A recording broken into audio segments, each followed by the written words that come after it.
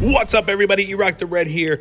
Just got finished playing this brand new PlayStation VR game, Layers of Fear VR, and I wanted to give you a quick review about it. So here we go. Layers of Fear VR is the virtual reality version of the PC game of the same name from 2016. It's been out for PC for a bit and has recently been ported to the PlayStation VR. Layers of Fear is a classic haunted house game where you explore a large mansion for answers to your past. In this specific haunted house game, you play an artist, wandering through a large mansion in which every room changes and scares are around every door.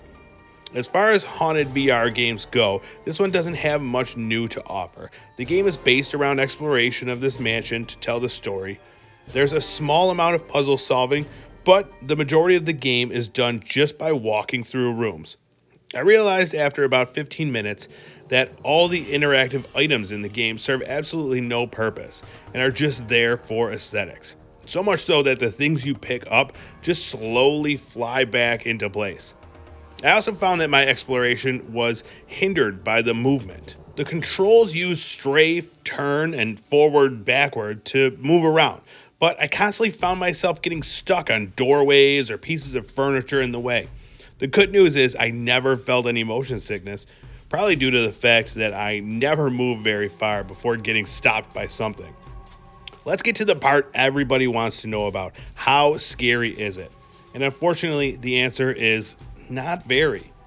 The horror element is comprised of jump scares, some gross imagery, and a creepy voiceover.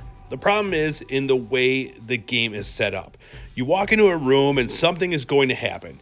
Either something small, like a painting moving, or larger, like a character over your shoulder. And they're triggered by your movement. So A, you know they're coming, and B, they never happen from opening a random closet or drawer. Now, granted, there are definitely times I jumped, but more often I felt like I was just walking through, waiting to see what would happen so I could move on to the next room. One of the best parts of the game was the sound. All the effects really helped to add to the tension and the immersion, and the creepy voice always boomed into my ear, startling me with its surprise loudness in a very quiet world. I had to find a knife. Not one of those bread ones. It needed to be as sharp as a razor. Overall, I was not very impressed. What was at one time a well-done horror game for the PC just didn't get enough of a shine to make it enjoyable in VR. The gameplay is clunky, the world is not very exciting, and frankly, there's just not enough scares.